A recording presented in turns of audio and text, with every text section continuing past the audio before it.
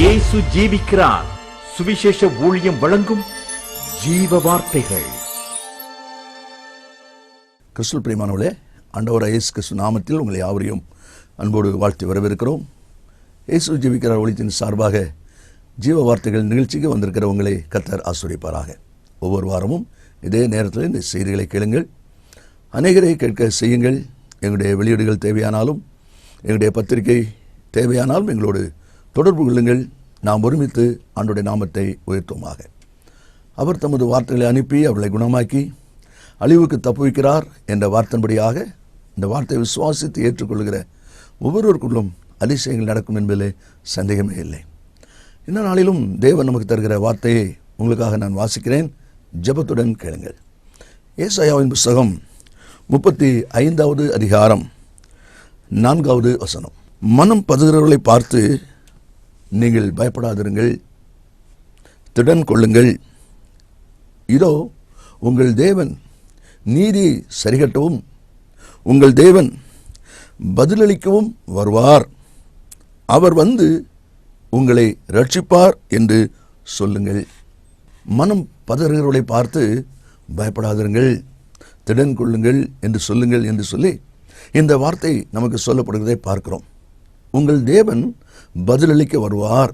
இந்த வார்த்தைகளை கேட்கிற அன்பு நேச பிள்ளைகளே, இன்றைக்கும் விசுவாச மக்கள் மத்தியிலே ஒருவேளை இந்த வார்த்தை கேட்டுக்கொண்டிருக்கிற உங்களுக்குள்ளும் ஏதோ ஒரு காரியத்தை குறித்த ஒரு பதற்றம் இருக்கலாம், மனம் பதறுகிற நிலையில் இருக்கலாம். ஐயோ, இது என்ன ஆகுமோ, இது எப்படி முடியுமோ, என்ன நடக்கப் போகிறதோ என்கிற ஒரு பதற்றத்தோடு கூட இருக்கிற சூழ்நிலையில் நீங்கள் இருக்கலாம். ஆண்டவருடைய வார்த்தை சொல்லுகிறது, மனம் பதறுகிறவர்களை பார்த்து பயப்படாதிருங்கள், திடன் கொள்ளுங்கள் என்று சொல்லி அவரை தைரியப்படுத்துங்கள் என்று சொல்கிறார். காரணம், உங்கள் தேவன் பதிலளிக்க வருவார். இந்த பதற்றத்துக்கு மத்தியிலே, இப்படிப்பட்ட சூழ்நிலைகளுக்கு மத்தியில் இருக்கிற மக்கள் யார் யார் கிறிஸ்து இயேசுவை நோக்கி பார்க்கிறார்களோ அவருடைய வாழ்க்கையிலே அவர் பதிலளிக்க வருகிற தேவனாயிருக்கிறார். அதைத்தான் நம்ம வாசிக்கிறோம். ஏசாயா 28:16 நாம் வாசிக்கும் போது விசுவாசிக்கிறவன் பதறான் என்று சொல்லப்பட்டிருக்கிறதை நாம் பார்க்க முடியும். விசுவாசிக்கிறவன் பதறான். அப்படியானால் இயேசுவை விசுவாசிக்கிற, அவருடைய வார்த்தை விசுவாசிக்கிற ஒவ்வொரு பிள்ளைகளை குறித்து தேவனுடைய வார்த்தை சொல்கிறது, அவன் பதறமாட்டான் என்று சொல்லி. பின் ஏன் நம்முடைய வாழ்க்கையில் பதற்றம் வருகிறது என்பதைத்தான் சில வார்த்தைகள் மூலமாக நாம் சிந்திக்க போகிறோம். அப்போஸ்தலர் 19:36 நீங்கள் வாசித்து பார்ப்பீர்களானால், நீங்கள் ஒன்றும் பதறி செய்யாமல் அமர்ந்திருக்க வேண்டும். பதற்றத்தோடு செய்யாதீங்க, கொஞ்சம் அமர்ந்துருங்க என்ன அந்த வார்த்தை இருக்கிறது. பிரசங்கி 5:2 மனம் பதறி ஒரு வார்த்தையும் சொல்லாமல் இரு. ஏனென்றால் பதற்றத்தோடு வரும் பொழுது அது தேவையில்லாத வார்த்தை, வேதனைப்படுத்தக்கூடிய வார்த்தைகள் வந்து விடுவதற்கு வாய்ப்பு இருக்கிறது. அதனால மனம் பதறுகிற சமயங்கள் வரும்போது நீ அமைதலாயிரு, பேசாதிரு என்ற வார்த்தை சொல்லப்படுவதை நாம் பார்க்கிறோம். ஏன் இந்த பதற்றமான நிலைமைகள் விசுவாசி வாழ்க்கையில் வருகிறது, அல்லது என்னென்ன சூழ்நிலையில் இப்படிப்பட்ட பதறக்கூடிய நிலைகள் வருகிறது என்பதை வேதம் சில அனுபவம் மூலமாய் நமக்கு கற்றுக் கொடுக்கிறது. வேகமாய் ஒரு சில அனுபவங்களை நாம் வாசித்து ஜெபிக்க போகிறோம். முதலாவது 2 ராஜாக்கள் 6ஆம் அதிகாரம் 5ஆம் வசனத்தை நாம் வாசிக்கும்போது, ஒருவன் ஒரு உத்தரத்தை வெட்டி வீழ்த்துகையில் கோடரி தண்ணீரில் விழுந்தது. அவன், ஐயோ என் ஆண்டவனே, அது இரவலாய் வாங்கப்பட்டது என்று கூவினான் என்று பார்க்கிறோம். தீர்க்கதரிசி புத்திரர் மரம் வெட்டுவதற்காக யோர்தான் பகுதியிலே போகிறார்கள். எலிசாவையும் அழைத்து கொண்டு போகிறார்கள். ஒருவன் வெட்டி கொண்டு இருக்கும்போது அவன் வைத்திருந்த அந்த கோடரியானது தன்னுடைய கையிலிருந்து கணையிலிருந்து கலந்து தண்ணீருக்குள்ளே போய் விழுந்து விட்டது. அவன் இப்பொழுது மனம் பதறுகிறான். ஐயோ என் ஆண்டவனே என்று சொல்லி பதறுகிறான். காரணம், அது இரவலாய் வாங்கப்பட்டது. அப்படியானால் அவன் அந்த கோடரியை திரும்ப கொடுக்க வேண்டியதாக இருக்கிறது. அதை கொடுக்க வேண்டியதாக இருக்கிறதுனால அவனுக்குள்ள ஒரு பதற்றம் உருவாகிறதை நாம் பார்க்கிறோம். அதனால சொல்லப்பட்டிருக்கிறது, ஐயோ என் ஆண்டவனே, இரவலாய் வாங்கப்பட்டதே என்று கூவினான் என்று சொல்லி அந்த வார்த்தை பார்க்கிறோம். இந்த வார்த்தையில் கேட்கிற அன்பு நேச பிள்ளைகளே, மரத்தை வீழ்த்த வேண்டியவன் இப்பொழுது விழுந்து கிடக்கிறான். ஐயோ என்று சொல்லி பதறிக்கொண்டு வேதனையோடு இருக்கிற ஒரு நிலைமை நாம் அதில் பார்க்கிறோம். ஏன் இவனுக்கு இப்படிப்பட்ட ஒரு நிலைமை? மண்வெட்டி கோடரி யூஸ் பண்ணுறவனுக்கு, உபயோகிக்கிறவர்களுக்கு அதனுடைய காரியம் தெரியும். அதை உபயோகிக்கும் போதே மரத்தை வெட்டும்போது அந்த கோடரியானது கணையிலிருந்து கலந்து போகக்கூடிய நிலை வரும் பொழுது அது அசைய ஆரம்பிக்கும், ஆட ஆரம்பிக்கும். அப்பொழுதே அவன் சுதாரித்து கொண்டு அதை சீர்படுத்தியிருந்தானால் கோடரி தண்ணீரிலே விழுவதற்கு வாய்ப்பு இல்லை. ஆனால் அவன் கொஞ்சம் அஜாக்கிரதையா நிர்விசாரமா செயல்பட்டதுனால கோடரி விழுந்து விட்டது. நல்லா யோசித்து பாருங்கள். சில சமயங்களிலே இன்னும் கொஞ்சம் தானே இருக்கு இப்போ அப்படிங்கிற நிலைமையில அப்படியே சமாளிச்சிடலாம் அப்படின்னு சமாளிக்கிற நிறைய பேரை பார்க்கிறோம். இப்படி சமாளிக்கக்கூடிய இடம் வரும்பொழுது தான் ஆபத்து நடக்கிறது, மனம் பதறுகிற நிலை நடக்கிறது. இவனுடைய வாழ்க்கையில் அதைத்தான் நாம் பார்க்கிறோம். அதை அசைந்த உடனே அவன் சரி பண்ணியிருப்பானால் கோடரி விழுந்திருக்காரு.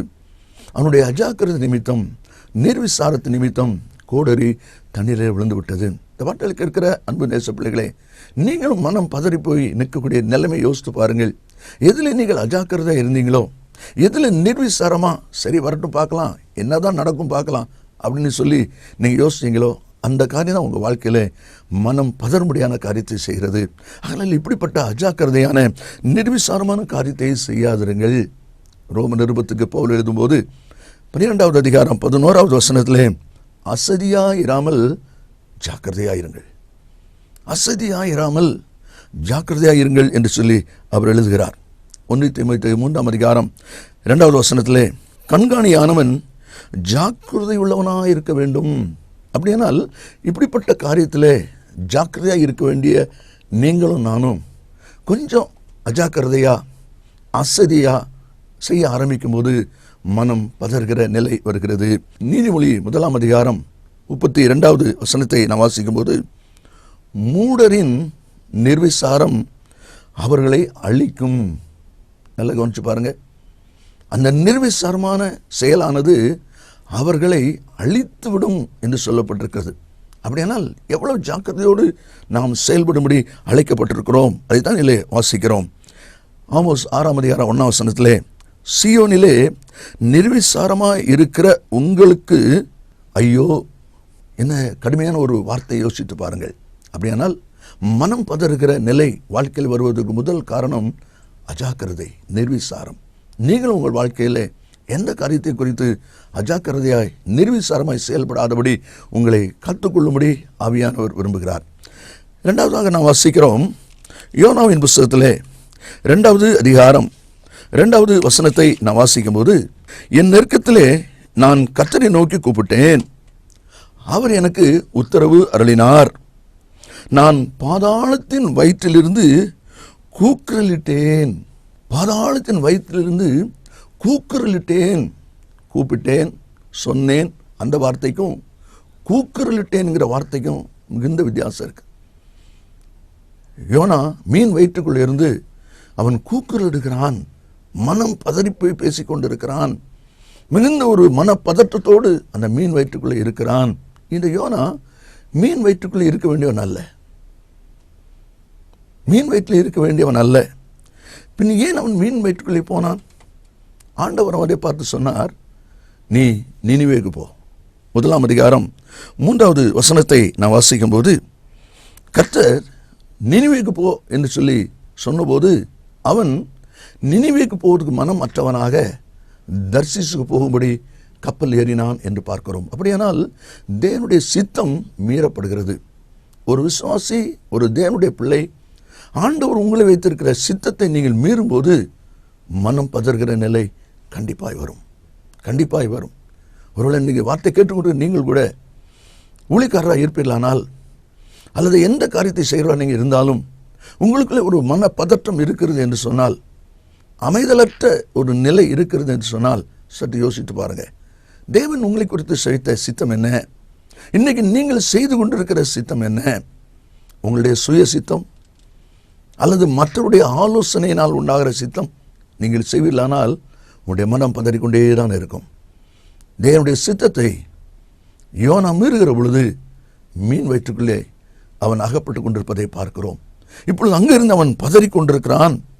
எபேசியர் 5:17 வாசிப்போமானால், நீங்கள் மதியற்றவர்களாக இராதபடி உங்களை குறித்து தேவனுடைய சித்தம் என்ன என்பதை உணர்ந்து கொள்ளுங்கள். தேவனுடைய சித்தம் என்ன என்பதை நான் உணர்ந்து கொள்ளாவிட்டால் நான் ஒரு மதியற்றவன், அதாவது முட்டாள், தேவனுடைய சித்தத்தை அறியாத, தேவனுடைய சித்தத்தின்படி செயல்படாத விசுவாசியானாலும் ஊழியரானாலும் யாரானாலும் வேதம் சொல்லுகிறது மதியற்றவர்கள். அப்படிப்பட்ட நிலை வரும் பொழுது இந்த பதற்றமான சூழ்நிலை உருவாகிறது. அதே தான் தேவனுடைய வார்த்தையிலே நாம் வாசிக்கிறோம். 2 நாளாகமும் 24வது அதிகாரம் 20ஆம் வசனத்தை நாம் வாசிக்கும் போது, சகரியா என்கிற தேவனுடைய மனுஷன் மூலமாய் கர்த்தருடைய வார்த்தை வரும் பொழுது அவர் சொல்கிறார், நீங்கள் கர்த்தருடைய கற்பனையை மீறுகிறது என்ன? இதனால் நீங்கள் சித்தி பெற மாட்டீர்கள். அப்படியானால் தேவன் வைத்த சித்தத்தை நீங்கள் மீறும்போது உங்களுடைய காரியம் சித்திக்காது. அதுதான் தேவனுடைய வார்த்தையிலே நாம் வாசிக்கிறோம். இனி 3வது ஒரு அனுபவமாக மத்தேயு 14ஆம் அதிகாரம் 30வது வசனத்தை நாம் வாசிக்கும் போது அங்கே இவ்விதமாய் வாசிக்கிறோம். பேதுரு கடலின் மேல் நடந்து வருகிற அந்த சூழ்நிலையிலே காற்று பலமாய் இருக்கிறதை கண்டு பயந்து அமிழ்ந்து போகையில், ஆண்டவரே என்னை ரட்சியும் என்று கூப்பிட்டான். நம்முடைய வேதாகமத்திலே கூப்பிட்டான் என்று போட்டிருக்கிறது. இதே வார்த்தையை ஆர்சி ரோமன் கத்தோலிக்க வேத புஸ்தகத்திலே வாசிக்கும் போது அதிலே சொல்லப்பட்டிருக்கிறது, அலறினான். ஆண்டவரே என்னை ரட்சியும் என்று அலறினான் என்று போட்டிருக்கு.